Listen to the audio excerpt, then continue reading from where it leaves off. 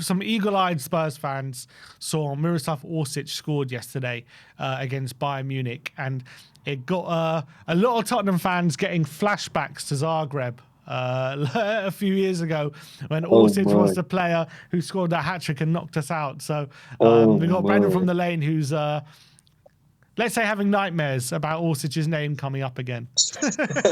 That's brilliant. Do you reckon that's what Harry Kane was feeling, seeing Orsic score yesterday against him?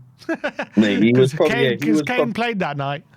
Yeah, he was probably thinking, "Here we go again, Not again. Bloody hell." The funny thing is, Bayern were 4-0 up, and Orsic then banged one in from 30 yards into the top corner, and I bet Kane was like, "Oh no, I've seen this." Because we were weren't we 3-0 up, and then he scored a hat trick, so we were 3-0 up in that on aggregate. So the less said about Orsic, the better, I would say. Kieran said we conceded more XG in the first half, 1.63, than we did over 2 legs against Boda last season, 0.69. That's just quite interesting for considering last season.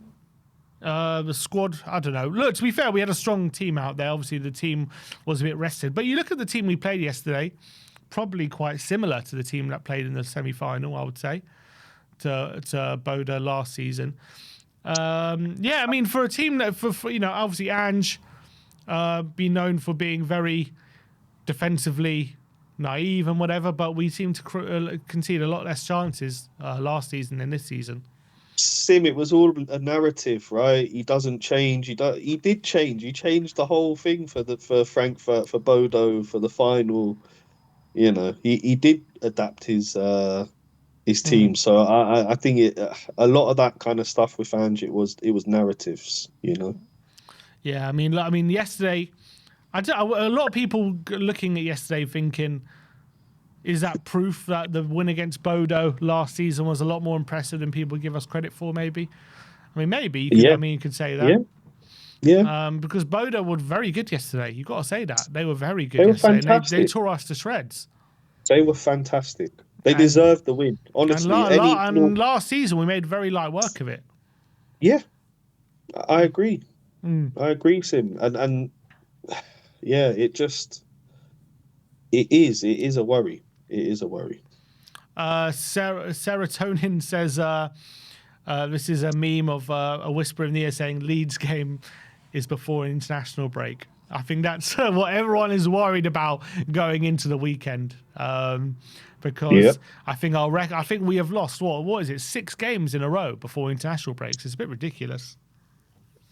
It's crazy, Sim. It's almost to the point where you think, is there some kind of curse on us? That we never get over the line before an international break. Let's see if we can break it up at Ellen Road, hopefully.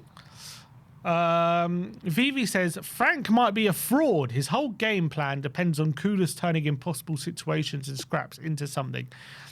I don't know if I kind of agree that is what it's set pieces and Kudus. That's essentially the kind of game plan at the moment, it seems. I don't know if it's the plan or that's what seems to be happening.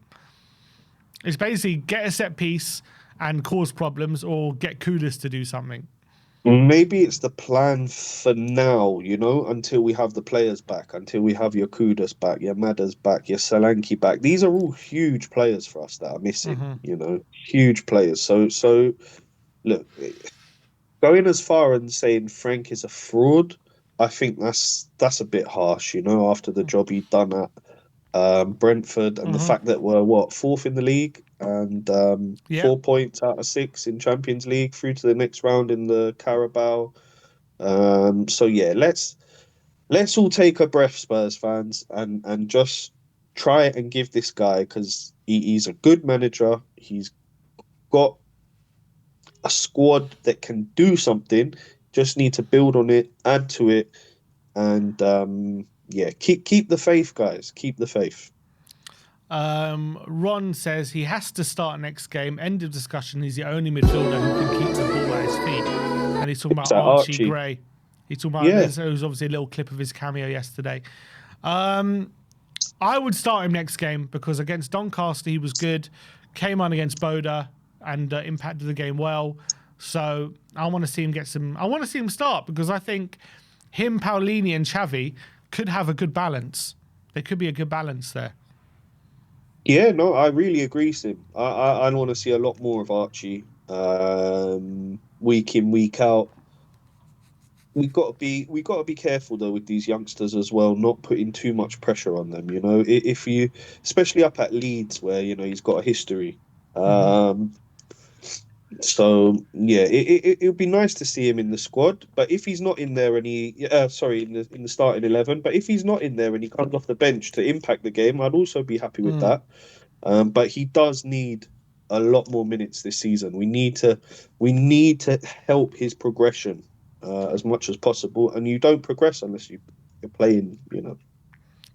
Tack says, oh, sorry, Alex Fan says, we've low-key had 2 good games this season, City and West Ham. Burnley was pretty PSG, good. PSG was Burnley good. Brighton, I thought we PSG. played quite well. We were unlucky in that game. I would say Brighton we played fairly well. Yeah.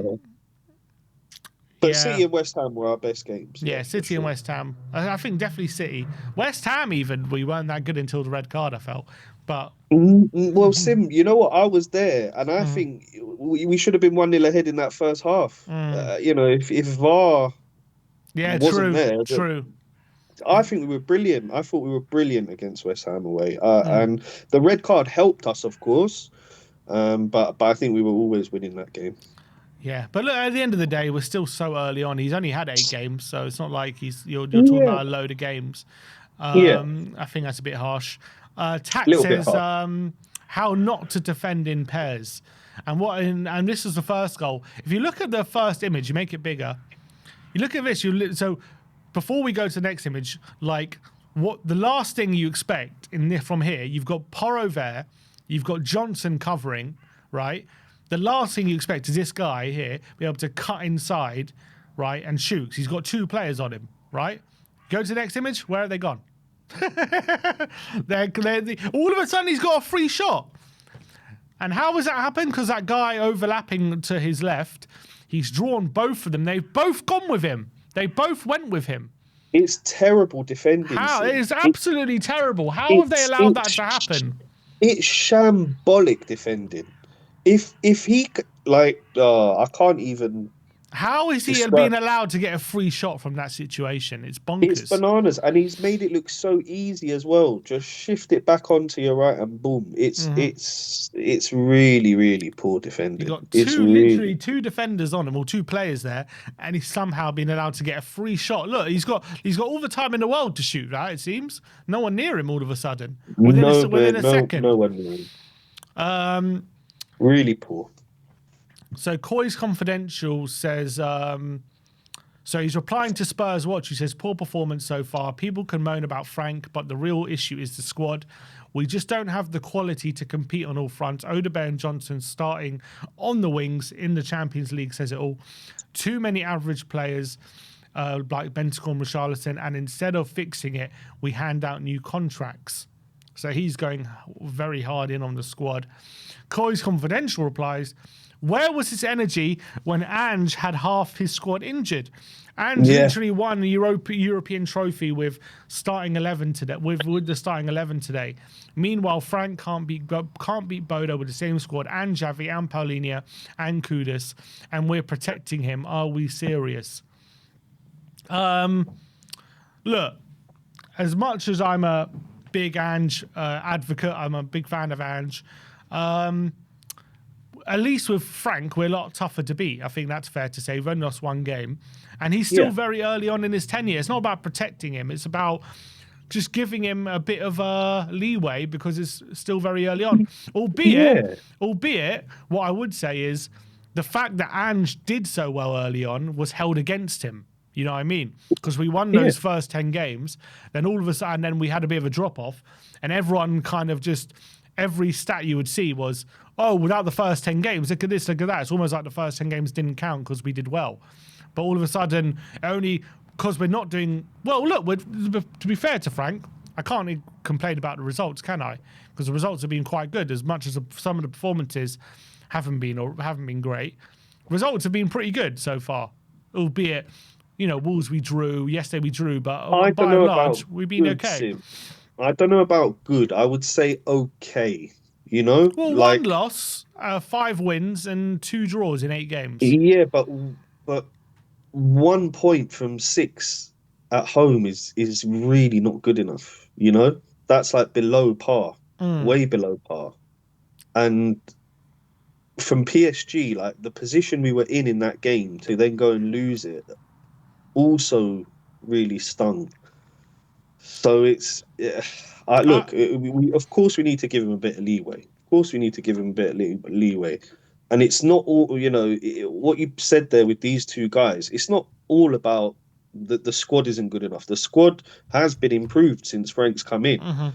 and, and I know he's had injuries, but not to the extent that Ange had to deal with last season. Nothing like it. Nothing like it at all. So yeah, We were playing a back 5 of Forster, Gray, Davis, for half the season. It was ridiculous. yeah. But look, this isn't to relitigate the Ange thing. Look, it is what it is. We've got Frank now, and I think I'm happy with Frank. I'm happy with Frank because no one's protecting him. I think, which it's just beginning of his tenure. He's not going to be perfect straight away. He's got to take a bit of time. It's not to say we had, it's a 2-year, 3-year process, and we can't judge him until it's 2 or 3 years down the line. I don't agree with that as well, but I'm not. Obviously, you got to judge him, but he's at the moment results are okay, performances got to be improved, but he's got to give him time to work all these things out. It's not going to happen overnight. So give him time and give him the resources. You can't look at that attack. You can't look at that attack and be like, oh yeah, we can, win Premier Leagues and Champions Leagues with that attack. But on the flip side, you can't look at that attack and say you shouldn't be able to go to Bodo and at least have a bloody shot. Exactly, Sim. Yeah. Exactly. So, that's exactly the point. So the truth is somewhere there in the middle with regards to where the blame lies. But I also think this whole blame game is part of the problem we have at our club. We're always looking for someone to blame. We're always looking for a scapegoat, and I think football is such a team sport that it's not about looking for scapegoats and looking for blame, and it's actually about unity. It's actually about bringing the club, the players, the manager, the board, everyone together for what we want to achieve. and And instead of just Ange pointing out a managed to do problem, that. yeah, exactly. That's also true. And instead of just finding problems, you got to be looking at solutions. You know what I mean? And that's why I feel like people just love to throw problems, and it's all about managers. That's all they got to deal with is problems after problem. That's what management's about. But the solutions is what they're paid for. And that's what I'm looking for Frank Sim. This is my assessment of him. That like when I see that he's getting the team sheets right, that he's getting us over the line in big games. For me, Leeds, Villa, Everton, these are, if he even manages to get 6-7 points out of those games, for me, that's a success. That's a success. Let's be realistic. So be patient, give him time, and we made the decision. I think it was a very harsh decision, extremely harsh decision to get rid of Ange. I know many will disagree with me on that. And I think it sets actually a really poor precedent because you're sacking somebody who brought you the most glory you've had in 41 years. So that's the worry for me. You're setting. So what does keep a manager in his job? Do you know what I mean? Does Frank keep his job if we get 5th and no trophy for the next 2-3 seasons? Probably, yeah. Probably, yeah, right. But that's not as successful as Ange in 2 seasons. I know, but look, I agree. We've gone over it so many times on this channel about over it, but I agree with you. But at the end of the day, that's the direction. And also, I don't even know who to blame for sacking him anyway because Levy's gone. So I don't know who I can even be angry at the fact they made that decision. You know what I mean? So that was him and the board that made the decision. So yeah. I guess you can still play blame at the board. Yeah. Michael Bridge. Oh, sorry, not Michael Bridge. Kiz10 says, Bodo away. I used to know a guy. There we go. I feel like that. I feel like he's gonna come back with a vengeance like that teddy bear from Toy Story 3 when we play them in December. Oh, He is gonna do everything to win that game, ain't he? I wouldn't be surprised. And you know what? He might even get it over. They done us last year at home, so.